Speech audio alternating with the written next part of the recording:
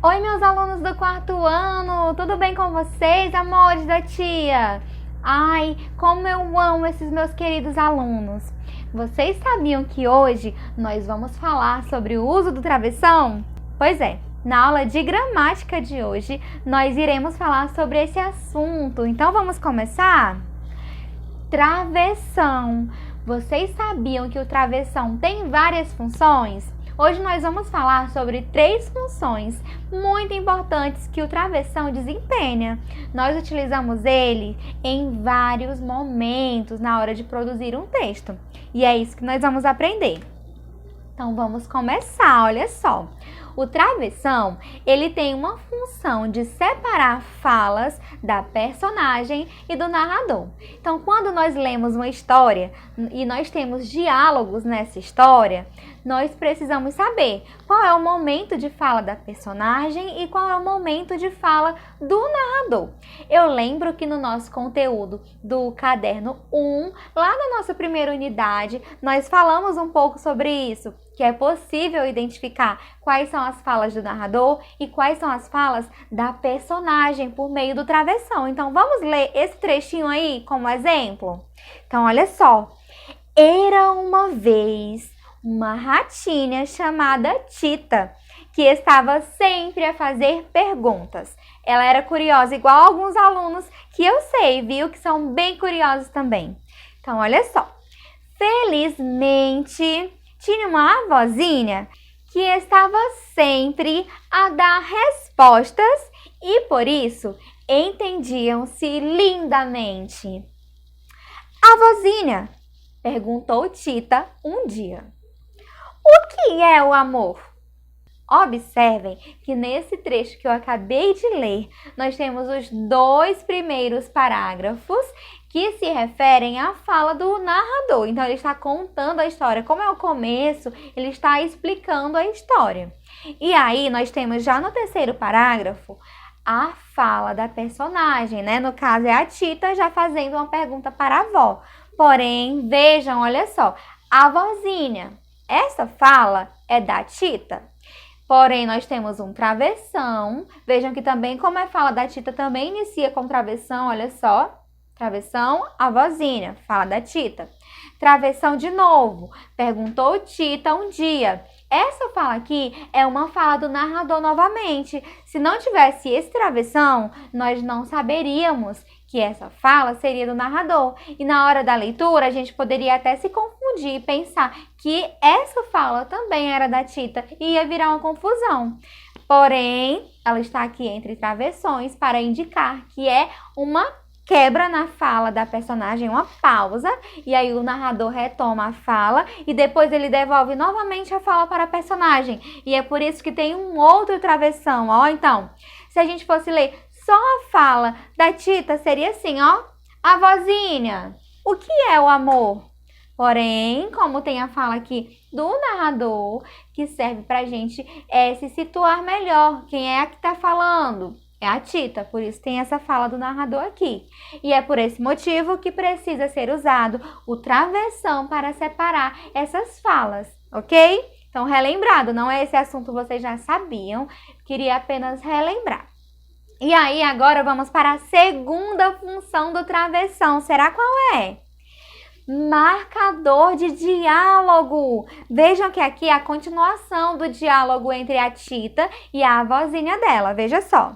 A avózinha perguntou Tita um dia, o que é o amor?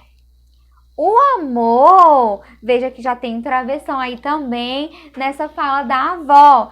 Temos novamente travessão para separar a fala, igual vimos anteriormente, olha só. Riu-se a avózinha. Agora a fala novamente da avózinha, ó, travessão novamente. Oh, isso é fácil, Tita. Vem dar um passeio comigo e vai perceber logo o que é.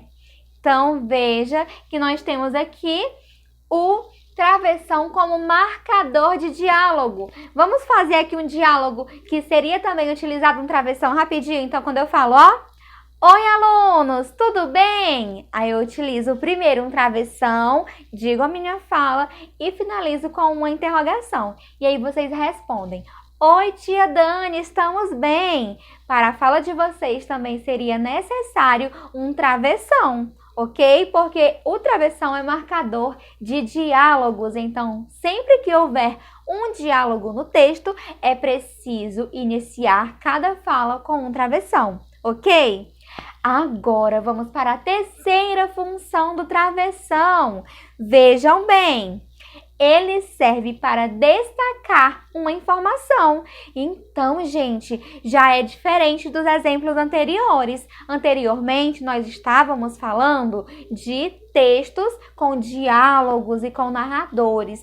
Agora, já tem uma outra função, quando eu quero destacar algo no meu texto. Veja bem um exemplo.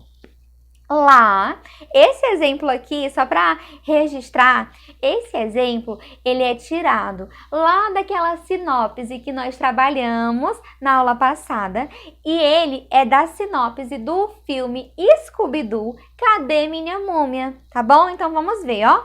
Lá vão encontrar Velma, que estará presente à cerimônia de reabertura da Esfinge. Travessão. Ele serve para destacar uma informação.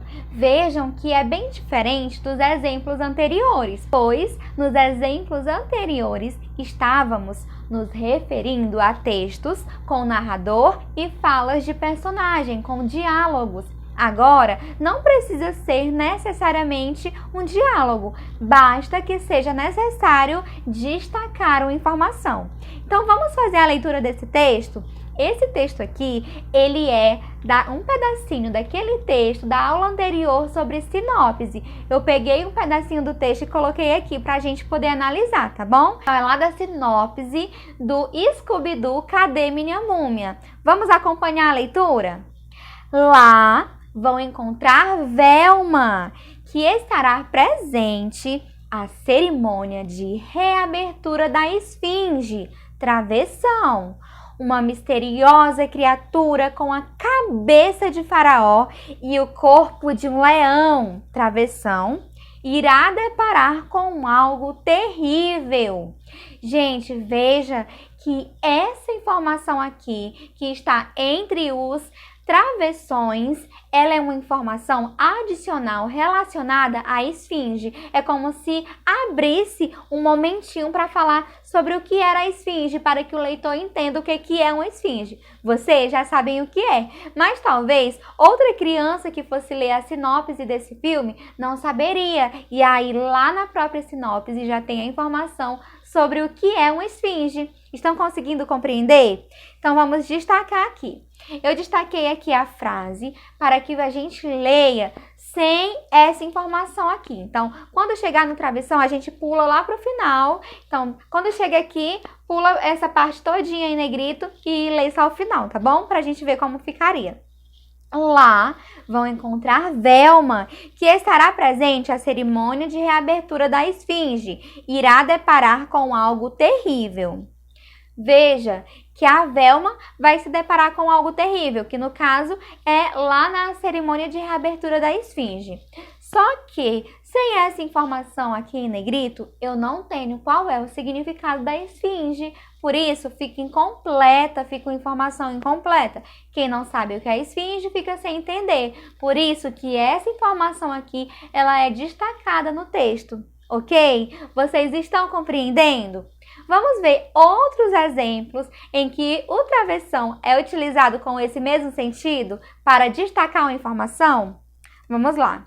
Nós temos aqui, olha só, então entram nela e encontram algo aterrorizante, um amaldiçoado exército de mortos-vivos. Vejam que nesse caso, a frase destacada está no final. Então, por isso, ó, algo aterrorizante. O que é algo aterrorizante? É o amaldiçoado exército de mortos-vivos. Por esse motivo, o travessão ele está aqui, né, para representar esse destaque. E aqui no final, como nossa frase já termina, não precisa colocar outro travessão. Agora, se o texto ainda fosse continuar, aí sim, era preciso colocar mais um travessão aqui para poder destacar a frase e continuar o restante do texto, ok? Agora, mais um exemplo. Imperatriz, uma das maiores cidades do Maranhão, localiza-se às margens do rio Tocantins. Veja que a minha frase seria apenas Imperatriz localiza-se às margens do rio Tocantins. Mas, para quem não sabe, eu acrescento essa informação e destaco ela com o uso do travessão, que Imperatriz é uma das maiores cidades do estado do Maranhão. Por isso, ela está grifada. Meus amores, os exemplos encerram-se por aqui. Então, a atividade está lá na Agenda Edu para vocês exercitarem o uso do travessão como ferramenta para destacar informações. Então, beijinhos e até a próxima aula. Tchau, tchau!